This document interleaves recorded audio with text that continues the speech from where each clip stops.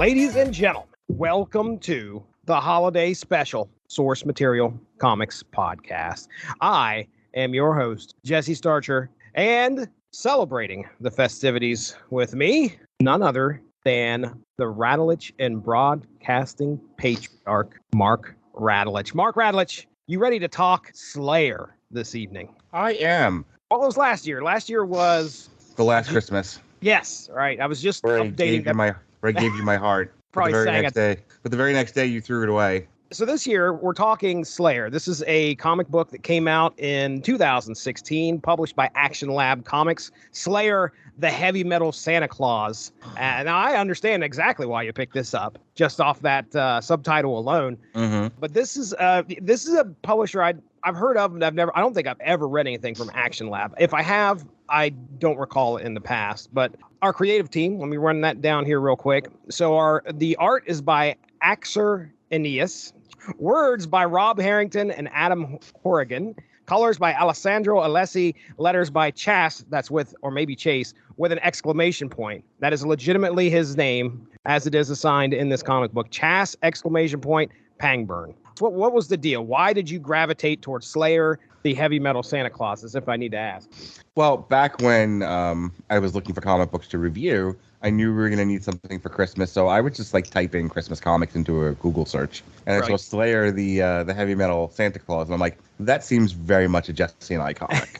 It's Christmas. It's heavy metal. What could possibly be happening in this comic? I'll go through the synopsis of all 4 issues. We're not gonna break it down issue by issue, and then I'll throw some questions at you. Get your feel of things here. Now I wrote this all myself, so hold your applause. Santa Claus has never headbanged so hard. Grandson of the OG. I'm saying he's the grandson of the OG, but I don't think it is, because I think there's a lineage of Santa Claus. Is Santa Claus I? Something. Santa Claus I. Santas? We'll just go with Santas. So there's this lineage of Santas in this world, and Sleigher just happens to be the new one. But his grandpa definitely reminds me of the OG that we're all used to. The big belly, rosy cheeks. But anyway, he's the grandson of Santa Claus that we probably all know and love. Sleigher has taken over the moniker of Saint Nick, but he's still a bad dude that fights evil, cruising around the world on his sentient chopper, Blitzkrieg, making time to get gifts to all the believers out there. However, an enemy of the past looks to unleash chaos upon the world just as Christmas approaches. Lepalooey, boy, I hope. Lepalooey seeks to free his wicked wife Grilla from Santa's sack dimension so that she may once again reap the souls of bad children. Not only that, Lepalooey sends the demonic snowman and his ice zombies to make trouble for Sleigher. Will Sleigher live to make things right for the world before Lepalooey's plan to rip the spirit of giving out of the hearts of humanity becomes a reality? Well, we've got 4 issues to find out. So there's your overall synopsis. Our main protagonist here is Sleigher. What's your thoughts of this guy? I was thinking about movies, and there's one coming up with David Harbour, Violent Night. Or by the time that this comes out, it will have already passed. But Violent Night, Bad Santa, that sort of thing. There's definitely a cottage industry of let's take the purity of Santa and dip it in vice. Oh yeah. Dip it in sin. Yeah. Let's take something that is pure and good and brings joy to the good boys and girls of the world and make it naughty. I haven't watched Fat Man, but I know that we did that last year. Fucking Evan and I reviewed that last year. Was it good? Did you guys like it? I enjoyed it. Okay, all right. That's all I need. So when I think about Sleigher, the heavy metal Santa, it's definitely your premise is okay, but Santa. But what if he's a teenage dirtbag? Right. Yeah. What if he's an old biker? And then there's some fun to be had with that. The other thing about Santa, and I've noticed this is recent years, where Santa is a magical fighter of some kind. Right. Instead of just being a jolly old elf that brings toys to all the good boys and girls, he's some sort of wizard warrior, and he's out there fighting evil. This is a concept that has definitely caught on lately with creators of movies and comics and books and all that. Go ahead. So that's what I was thinking. As far as this book in particular is concerned, it's yet another in a long line of what else can we do with Santa that makes it less good and pure. Right. And I'm not against the idea of Lobo, but he's Santa Claus. You know, Yeah. riding around on a space motorcycle. Oh man, the use of Bastich left and right. The other funny thing about it was he's also like the reluctant Santa Claus. Like this was a duty that was placed on him reluctantly. You know what I mean? He didn't really want to be Santa, but he knows that he has to be, so he's doing it. He's kind of doing it his way. He's not totally committed to it. He doesn't love it, and he's kind of having to go on this adventure against his will because he's Santa, because the villain of this thing is attacking the Santa Claus of the time. I was just going to say a very fish out of water kind of feel, because he's, as you're following him through the book, not only is he in a situation where like, okay, this guy definitely doesn't fit the bill of the original Santa Claus we're used to, but he's also learning. He's been doing it for a couple years, I think, because he's made some friends with some of the elves. And I can't remember if by the end of the book he truly knows what it means to be Santa. I do know that along the way, he's like, I don't even want this job. Like, he's like Dante from Clerks. I'm not even supposed to be here today. Yeah. One of the things that I enjoyed about him, I mean, it's kind of neat to see his rogues gallery. So I guess as a, branching off of him, his rogues gallery is pretty cool. So it's cool to see this beer swilling heavy metal Santa Claus going around on a magic motorcycle. And the first thing he's doing is fighting a cardinal that's about, and I want to say a cardinal, I'm not talking about a bird. I'm talking about a religious figure. Can we talk about that for just a second? How that's absolutely. Like just the lowest fucking hanging fruit. Oh, it is. It really is. It's anybody let's attack the Catholic Church. Oh, they molest boys. Yep. Yeah, that's the only thing the Catholics have ever done wrong, ever. I mean, that's the way you open this book too. Mm-hmm. And I think that as far as making a statement about what your book's going to be, when you open it up with something like that, still, I think even then this is a little bit, passe, I guess you'd say, or, it just felt like it was done. And it's a weird, like Cardinal Lowe is a weird villain. Granted, he's doing bad things. That's the whole point of that first part, is he's about to do something bad with a child. And then all of a sudden, like, Sleigher drops in, and this dude has, like, his cardinal hat or whatever it is an actual knife. Mm-hmm. And he's like, I mean, okay, that's weird. It's interesting, but... Weirdly, that's the most fun I've had in the book. Really? Yeah. that guy. It kind of goes downhill after that. Yeah. I want to have some stuff to talk about when it comes to the humor, and I'm sure you will too, of this book, because some of it lands and some of it doesn't. Yeah. And that's kind of what we get right at the beginning of this. So it's very indicative of what you're about to run into. Narratively, you know what it reminded me of? The New Lieutenants of Metal, where it's a little wordy, like overly wordy than it needed to be. Oh, yeah. You would think that somebody would have came along and said, cut that joke out. That joke needs to go. That one right there needs to go. But they hinge their hat on some of these jokes as being character development. Yeah. Specifically, like Slayer's figuring out how to use his magic, I guess, by singing lyrics to songs. Okay, I get the concept of that, but it's done horribly. I mean, if you that was another New Lieutenants of Metal gag. Right. Yeah, because we got to work heavy metal in here. How are we going to do that? Right. I got an idea.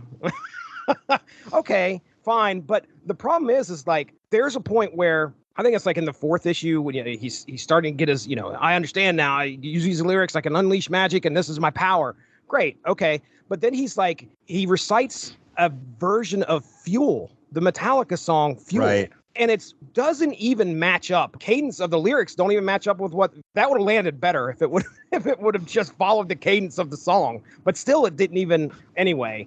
They use that as character development for Sleigher because throughout the rest of the issue, he's reciting these song lyrics that make absolutely no sense sometimes. Right. There's some weird stuff here they can't really get into, so I don't know if they're ever assuming at some point they're going to do another. They did say at the end of this, tune in next season or something like that. But They talk about, like, he's got this whole, like, daddy issue thing going on, which doesn't really pan out.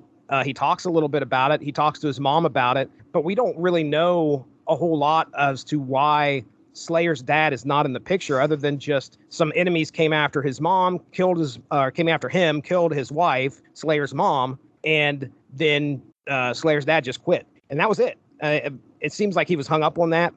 Maybe talking with his mom because there's a point where he gets knocked out or he goes into the sack dimension or something and he's talking to his mom. But anyway, he works through that. And then at that point, once he gets past that, he begins to get a little bit more powerful. Sleigher starts to understand what he's supposed to do. But again, he's got this weird little backstory that's going on. It doesn't seem to like really get fleshed out, but you only got 4 issues. I was thinking about like The Crown, and the queen takes over for the king, and it's way before she's ready for it. But the king is gone; he's abdicated his throne. Like there's no choice; she has to step into that role, and she has to kind of like learn quickly and do it her way. And he doesn't totally track, but there's definitely that sense of like, I don't really want to be Santa Claus, but I don't really have a choice. And it's almost like he has to mature into the role, and he's not quite there yet. Right. The other thing I kind of wanted to talk about here was the plot of this, the overall plot of this book. I feel like this is a plot we've seen before. Granted, it may not be beat for beat, but I mean, when you look at the overall part of this is like the world has lost its Christmas spirit, and it's up to Santa Claus. Every book we read, I feel like every year that we do a Christmas book, that's like a central premise is like the world has lost its Christmas spirit. There are some writers really working through some stuff out there, and here's the thing, I don't know how accurate that is, because there's elements of commercialism in Christmas, no doubt. People still donate their time and their money and toys to, for causes. There's still plenty of like, I think there's so much focus on like the animus around the holidays that we forget that for a lot of families and for, and for very specific places, there's plenty of holiday spirit. Mm-hmm. But I guess that doesn't make for good storytelling. I don't know. It just kind of bothers me. I don't know why I went on that tangent.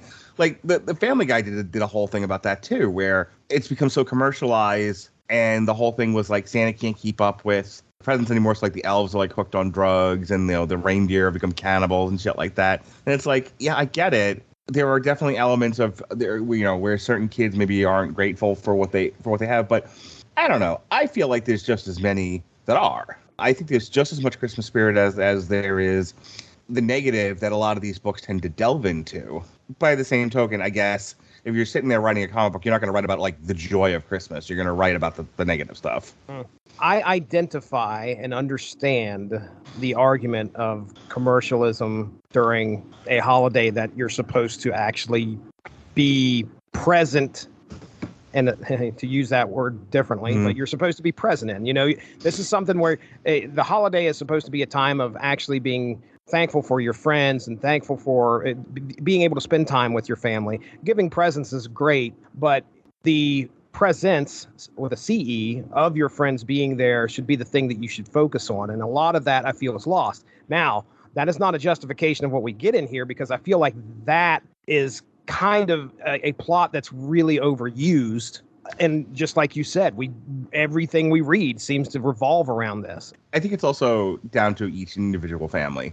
I know for us, Christmas time, we sit around and we watch movies and we watch cartoons. We have our, trimming of the tree where we listen to, crazy Christmas music, like I Want a Hippopotamus for Christmas and Dominic the Italian Christmas Donkey. A classic around the Jesse Starcher household, Homo Christmas. Oh, yeah. Played every single day. That's actually the 12 days of Homo Christmas here. Yeah, right. Leading up to Christmas. I want to be your Christmas queer. I get it. Who doesn't? But I mean, I think you can almost insulate yourself from some of the nonsense out there. I mean, I will say this. My son and I did the alternative commentary for Paul Blart. Yeah. More Cop. And a big part of the movie is like, okay, it takes place on Black Friday. And Jonas is like, are we going to do Black Friday shopping? I'm like, we never do Black Friday shopping. We always go pick out our Christmas tree. We have lunch, and then we just kind of chill out at home. We don't engage in this ritual. But I know some people, like, that is what this time of year is all about. In a weird way, that's still part of, like, people's traditions and rituals, Yeah. It doesn't necessarily reek of, like, spiritualism. It speaks of, commercialism. But it's still something people do. It's like watching football. Right. Football isn't exactly a spiritual experience, but it's something people do on the holidays. I'm sitting there at work. This was a few years back when I was actually at work. And the girls were like, okay, we're getting together there, 6:00 in the morning. We're going to be at the Walmart. This is something that they were ready to go in there and experience this together. And that's something that they'll be able to talk about for years. You remember that year we went in there? And I don't want to yuck anybody's yum. That's something that you do with your family. Great. That's perfectly fine. But I have always thought to myself, I would love to have a Christmas where we didn't do presents at all. Yeah. The concept is to enjoy as much time with your family as you can and be thankful and grateful for that and enjoy their company instead of enjoying their presence. You TS. we started talking about Santa before, and both my kids are now at an age where they're like, yeah, a little suspect, a little sketch. A little sus. And we had to have a conversation. Like, my daughter, accepts the premise of Santa Claus like you would accept the premise of Jesus. You got to believe. It doesn't matter if it doesn't make any sense. It doesn't matter if this is for little kids. This is a part of our tradition. This is how we celebrate the holiday. We go along with it. My son, who's, a little bit more logical, is like, nah, this don't make a lick of sense. And he's like about ready to be done with it. And we have to remind him, like, no. We don't reject believing in Santa Claus just because it doesn't sound. And again, that's why I always attribute it to Jesus Christ. Like, you accept the Jesus mythology as part of your faith, no matter how ridiculous it sounds. Mm-hmm. You accept Santa Claus for that same reason. So, like, we go through, like, we still put out, carrots and celery for the reindeer. But it's one of those things, just going back to the beginning of this conversation, it's like, it's one of those things that we do because it's a part of the holiday. It's a part of being a family. It's a part of the traditions that we hold dear. It's more than just about presents. And so I go all the way back to this comic book. I feel like some of the writers are in comic book, the comic book field, a little too cynical, a little wanting to take the piss out of things. Sure. A little too angry, and they're not particularly reflective of the good things in their own lives. And so they're kind of just like lashing out at everyone else. And while I thought the story was mildly amusing, this also still feels like lashing out to me. So I think we've covered this. I want to talk real quick about my favorite parts of the book, and I don't know if you have any favorite parts of the book as well, but I'll just throw these out here. Okay, the good. I did like the art style. What do you think of the art style of this? Do you think it fit? Yeah, I mean, it's not. I don't think it's like the most high-end comic book art that I've seen, but it's fine. Considering it's almost like a parody book, it works. Okay, we already talked about the story. I mean, I did put in here that I thought the story, it's a typical Santa saves the day type of Christmas story. The heavy metal bent's kind of neat. I think that there's something there. The execution, though, might be a little tough to justify. Now, the humor in this, I have this listed under the good and the bad for me. Like, there is a mixed bag of humor. The jokes definitely don't land sometimes. I'll give you a specific example of how one joke in this book lands in both columns of the good and the bad. All right. Okay. Here we go. So the demonic snowman, right? This dude just, simple-minded giant coming in there, giving all sorts of hell to Sleigher. And Sleigher is like trying to fight this thing off. And he comes up with this great idea. I've got an idea. Let's reach into the sack. I think it's the sack dimension. He reaches into, I think it's the sack. He reaches in, grabs this fire axe, and promptly launches himself into the giant's mouth and comes directly out its ass. He says, "Looks like you needed some roughage." Now, okay, number one, him coming out of this from going mouth to ass with the axe is great. It's a great visual. It's hilarious. You never go ass to mouth, Jesse. You never go ass to mouth. Just saying. The visual's great, but that joke was probably one. It didn't land. You could have done something so much better. And if you notice on the front of the covers of these books, it says for mature readers. Yeah. And I'm like, okay, there is not really, other than some of the stuff that happens visually, there's not really a whole lot of language in this. If it's for mature readers, go all out. Go for it. I wondered at first when I was reading this, just by the picture of what Sleigher looked like prior to him becoming the heavy metal Santa Claus. Mm-hmm. He looked like Lemmy. And I don't know if you remember, but he gives that one kid in the first issue that he saves a Motorhead album in issue 4, right at the beginning. So Gorilla's out there and she's harvesting all these souls of these children. Yeah. And at one point, I swear, she snorts a kid's soul. Like, legit puts something up to her nose. I couldn't tell. I looked over the photograph like a few times, looked over the panel a few times, and you could see her with something up to her. I can't tell if it's her lips or if it's her nose, but she like snorts. I swear, she snorts the kid's soul. Next thing would have to be Mark Radulich making an appearance in the book. Running out with 2 bottles. I almost posted the second panel right after this because this fairly naked man running through with 2 bottles of beer. That's me, man. Mr. Public Nudity. I'll never again wear the pants. Woohoo! And he's got 2 bottles of beer in his hand. And then the next panel is him puking, which is pretty funny. I'm noticing a pattern with a lot of the stuff that, especially that you and I cover, where it starts off like okay and fairly simple and straightforward, and then as it goes on, it just sort of deteriorates into Baby Thanos, or Baby Darkseid rather. Baby Darkseid. You know, and so by the end of the book, it's so big. It's almost like the comic book writers, like they know they have to like go big for their conclusions, so they make them really broad. They make them really, really big at the end, and it's like I don't even know if you need all that much. Right. They wanted to focus on like the whole like Krampus thing, but I think there's a better story to be told about how he didn't want to be Santa, and then by the end of it, he's owning that identity. Right. He's okay with it.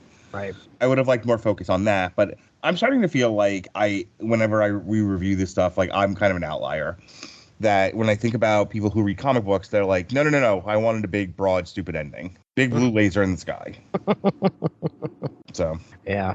I mean, we end this with a cliffhanger. Like I mentioned, Disco Krampus shows up. So obviously, if there's ever going to be another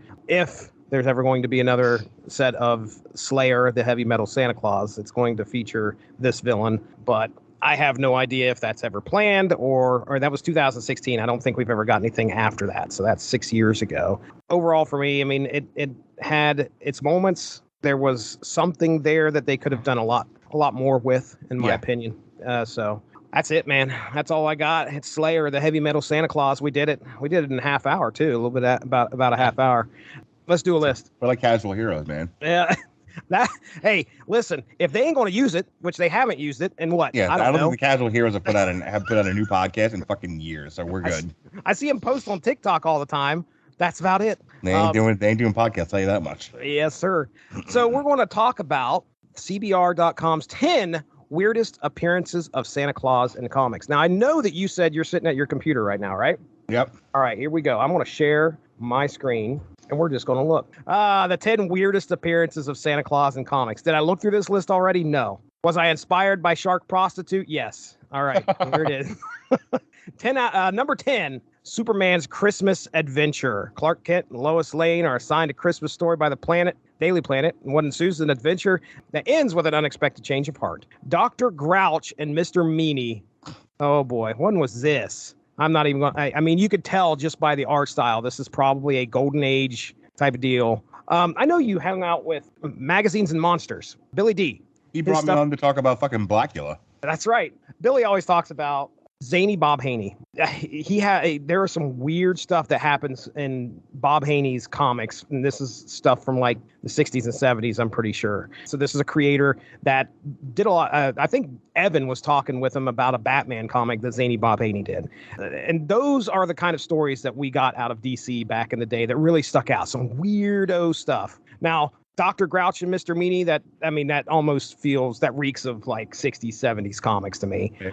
But anyway, all right, number 9, moving on. The Marvel Holiday Special from 2005. Okay. Marvel's 2005 Holiday Special features an odd story titled, Yes, Virginia, There is a Santron. Okay. The premise revolves around a robotic Santa created by Virgie Hanlon. You know that guy, right? That is set loose and immediately becomes the antagonist. Virgie's creation comes about thanks to the utter disappointment she felt when she learned that Santa Claus wasn't real. That's sad. All right. Number 8 out of 10. Justice League of America 110. Look at that. Who murdered Santa Claus? That dead Santa Claus right on the front cover as the Justice League sit around trying to figure out, is there a dead reindeer? That's a sack. Okay. Not his actual sack, but his sack right there on the side. I'm just leaving it at that. My goodness. Dead Santa Claus, 1973. You might recognize that cover. Well, yeah, actually I do. Hulk versus Santa. You ever, and from Incredible Hulk number 378? I vaguely remember this from that run. That's Gray Hulk. I can't tell who the artist is. I want to say that's a Dale Keown piece right there. The infamous Marvel villain Rhino decides to steal a Santa Claus costume and interact with children at a mall. What could possibly go wrong? Well, one of the kids realizes that something is off about Santa and mentions it to his father. Bruce Banner overhears this claim and sneaks away to the bathroom to transform. They trade blows all over the shopping center until they Only in comics would Santa, strength for strength, be able to go toe to toe with the Hulk. Right. You can see that's Gray Hulk. They trade blows all over the shopping center until they encounter a sad little girl who's terrified by their fighting. All right. JLA number 60. Wow. Okay, so I can't tell if that's I don't know who that dude is that's got Santa Claus by the jaw. If a stubborn child refuses to adhere to their bedtime, try telling them an innovative story about Santa Claus joining the Justice League. This is the approach that Plastic Man committed to in Merry Christmas Justice League. Now die. All right. Number 5. Oh, I have this comic. I can't remember what in the world happens in it. That is definitely some McFarlane right there on the front cover. Yeah, it is. Peter Parker and Mary Jane, Amazing Spider-Man number 314. Peter Parker and Mary Jane are evicted from their condo, and they are, for all intents and purposes, homeless. They stumble upon a purse-snatching incident near Central Park, and Peter changes into a Spidey gear, chasing the mugger and returning the woman's valuables. At the same time, trouble is brewing. The story peaks when Clark and his men take a store Santa hostage so they can escape from an armored car full of money. Spider-Man leaps into action, rounding up most of the men until Clark threatens to shoot him. Santa sneaks up behind with the criminal and whacks him on the bag with a... whacks him on the head with a bag of money, not on the bag.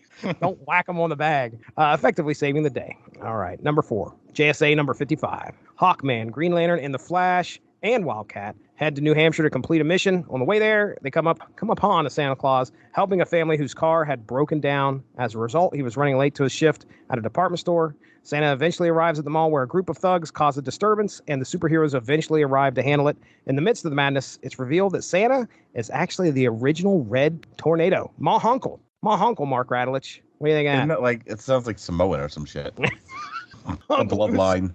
The bloodline, there we go. Roman Reigns oozes in Mahunkle. Oh, man. All right, number 3, Sensational She-Hulk. Boo, Sensational She-Hulk. Why does it have to be a She-Hulk? There's already a He-Hulk. He's here to help She-Hulk convict the most maniacal serial killer in New York City. I like the fact that you're not even addressing what I just said. What did you say? Why is there a She-Hulk? Why is there a She-Hulk where we already have a He-Hulk? The He-Hulk. I watched that show. It's good. Yep. You watched that show? You didn't immediately, your body didn't immediately produce a vagina? You didn't get erectile dysfunction? Let me check. You didn't give you erectile dysfunction? No, I hear that it did that, though, to some people. So did you watch fucking Jeff's review of Black Panther last night? No. He's freaking out about that, too. About Black Panther? Like, what happened there? Did people they all get fucking hate that? Everybody fucking hates Ironheart. That's why. Oh. Because there's already an Iron Man. Why do we need Black Girl Iron Man? That's why. Oh, come on. We cannot get fucking past this. We, as a culture, cannot get past gender and race swapping for any character. That is... What's weird? Here's the thing. What's weird is that you had Iron Man, but you also had War Machine, right? Which was essentially race swapped Iron Man, right? And I don't think anybody was protesting back then. No. So then you're like, okay, well, how about a Black Girl Iron person? Like somehow that's crossing a line. No, she's missing something there. What is it? It's penis. That's correct. When Mark, it was me and Mark. Me and you covered a She-Hulk issue. It was me and Evan. That would be the Evan Bevins. Evan Bevan. The Evan Bevins. The Evan Bevins. Some language, Evan Bevins. That's right. He walks with Jesus. Evan Bevins. We covered Steve Gerber written She-Hulk series from the 90s. It is probably top 5 some of the funniest shit I've read. So, when you have a character like She-Hulk, if you get a good writer to tell a good story, you're going to enjoy it. If you can who historically has been a very serious character. Yeah, who was in some of the most serious storylines in the history of the Marvel comic books. Exactly. Yeah. Exactly. And some of the stuff that she gets criticized for is when she does become serious. That's what's funny. There was a recently a Savage She-Hulk comic that I don't think did well because this isn't really She-Hulk. Right. Except so all right, well, we'll do a show that's the tenor of the comic book. Fuck this show. It gives me erectile dysfunction. The Lobo Paramilitary Christmas Special. You can go back in the archives and hear that. And it is a great book, actually. I remember Santa is face down, ass up. It's a great. We also watched I think this is the one that they had a movie. Somebody did a small YouTube. Well, it's released on YouTube movie. So if anybody has the chance, go out and check it out. It's actually done very well. So yeah, number 2, I agree. It's a good book. This one is probably the most iconic to me and probably one of the ones that I remember the most. I wasn't alive in 1973, but I can tell you that if I would have seen Dead Santa on the cover of a comic, that would probably be number 2. But regardless, number 1 is the Marvel Holiday Spectacular 2009. Let's see what happens here. The plot of this. Does Santa have the fucking Infinity Gauntlet? He does. It looks like he does. I told you letting Santa Claus use the Infinity Gauntlet was a bad idea. Thanks, Doctor Strange.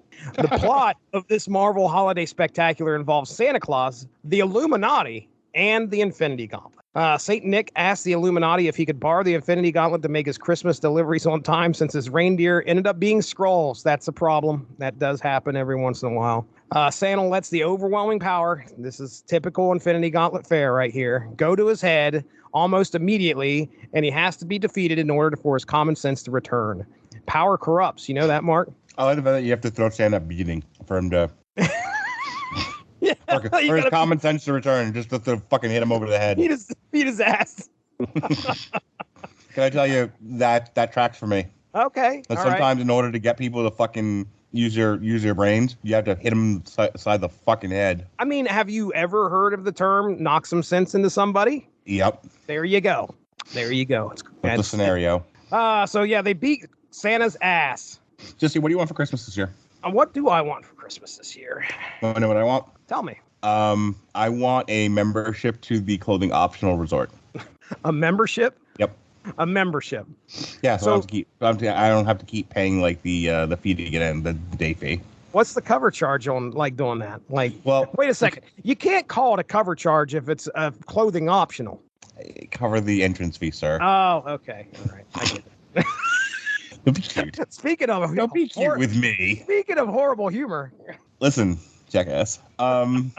So if you are a single man, it's like astronomical. It's like $125. If you're a couple, it's less than that. And then if you're a single woman, it's like they fucking throw rose petals and they usher you inside. So that's what I want. Yeah, no. I want a membership to the clothing optional resort in Lakeland, Land O'Lakes. How often are you considering using this? I mean, obviously a membership, you get a membership. Like if you get a membership to a gym, you got to be committed to using this thing. The last time we went was Labor Day weekend. It was $125 a couple because it was a Labor Day sale. Yeah. We haven't been, but we've been super busy. But I would like to think that going into 2023, seeing as my life isn't changing anytime soon, I'll probably go a little bit more often. Now, I like being there, so. Well, I mean, that's nice. Aside from potential naked bodies, which you've already told me that's something that, you get used to it. You're just like, oh, that dude's naked. All right. I mean, what are the other perks? Hey, did I tell you they actually made a rule because of us? It's something to do with inebriation. It's got to be. Yeah, they literally fucking established a rule because of what Melissa did. They call it the Rattledge rule. Not the first time a rule has been established because of something Rattledge has done, by the way. I'm so proud of her terrible behavior. Great, man. Oh, man. They have a picture of you and your wife on some kind of thing under the desk. Yeah. Be aware. Sure. Be aware. Don't refuse entry. Just be aware. Just makes you fucking make a sobriety test. Touch their nose. Touch it. Touch their nose. Oh, that's great. All right. I don't know if the playroom is open or not. I know it got shut down due to some code violation or whatever. So it might be open again. It might not be. I don't know. I mean, it's just like a place to go, a place to go and relax. It's like, dude, what'd be great? What? The owners need to install black lights on that piece. Fucking looks like Hal Caverns with all the stalagmites. Listen to me. As an adult, right? Okay. You got to look for places to hang out. You can go to a coffee shop. You can go to a bar. You can go to the adult playhouse. Yeah. You can go to the adult playhouse that's not necessarily completely sex-oriented, but sexy people hang out there, which is where I prefer to be. Or you can go to the nude resort. I'm just saying, Jesse, you got to have options in life. Hey, as long as you use your membership, that's the thing. If you got a membership for Christmas, that's the whole thing. You've got to use that thing. I think we have beat this list to death, much like Santa Claus with the Infinity Gauntlet. Yes, sir. We have whooped its ass. So let's talk about do you even have a schedule for right now? I mean, for when this is going up? Sure. Yeah. Okay. Assuming it stays the same, tomorrow we'll be re-releasing our Long Road to Ruin that you and I did for Gremlins. Oh, yeah. That was one of my first Long Road to Ruins, if not the first. Wednesday night, we're reviewing Avatar: The Way of the Water. Saturday night, myself, Gavin, and Pat Mullen, in theory, we'll be doing a history of boxing podcast for Diego Corrales versus Jose Luis Castillo. It's like the only thing in the world Gavin actually still likes. And then over Christmas, we're gonna re-release some stuff. We got the Three Flavors Cornetto trilogy on Christmas Eve. And then remember, Jesse, when we miss you a Metal Christmas? Oh, I do. Doom? I do. Speaking of that, we were just talking about that. Okay. I'm going to re-release that on Christmas Day. So that's what's going on the next couple of days. Well, hey, I don't have any idea what's going on other than this show being released right around Christmas time. I'm sure that... You have a Stan Lee tribute coming out. Stan Lee. And actually... we are recording that tomorrow. Evan and I are getting together and we're focusing on 3 issues that Stan Lee wrote. We're also covering our personal top 5, because I don't want to speak for anybody else, but our personal top 5 Stan Lee cameos. So if you had your favorite Stan Lee cameo, could you come up with it off the top of your head? I like the one in the Hulk where he gets some gamma poisoning from drinking a soda. Oh, that's a good one. I just watched Mallrats recently. There you go. That's he seems to be obsessed with superheroes' genitalia. It's going to be line. Yep. I got a third one. Okay, all right. Big Bang Theory. You fanboys always coming up to my house. Never. I've never watched The Big Bang Theory, so I did not know. I'm going to have to do some research before tomorrow ends and come up with some. So. All right. Yeah. Well, then you're just going to have to wait, Mark, to hear mine. I'm not going to spoil it for you. Okay. Evan Bevins and I are going to do our top 5. Some language, Evan Bevins. I hope he cusses the whole time. That would be great. Evan just comes up on the podcast. I'd like to first say, fuck this shit.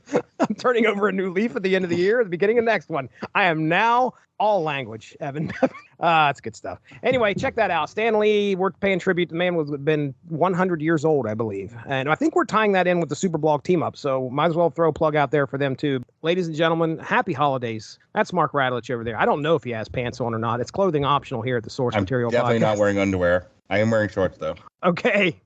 That's great. That's Commando Mark Radulich. Goddamn right. Woohoo! He doesn't have to wear the pants no more. I'm Jesse Starcher. We're out of here. Thank you very much for joining us. Have a great Christmas. Bye-bye. Thanks for joining us. All of this would not be possible without W2Mnet.com, so make sure to seek them out for more podcasts. If you enjoyed what you heard today, please feel free to share, and we look forward to entertaining you again soon.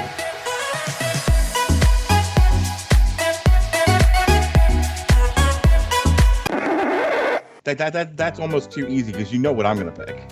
Hee-haw, hee-haw. Hee-haw, hee-haw. You ever get stuck in the sack dimension, Mark?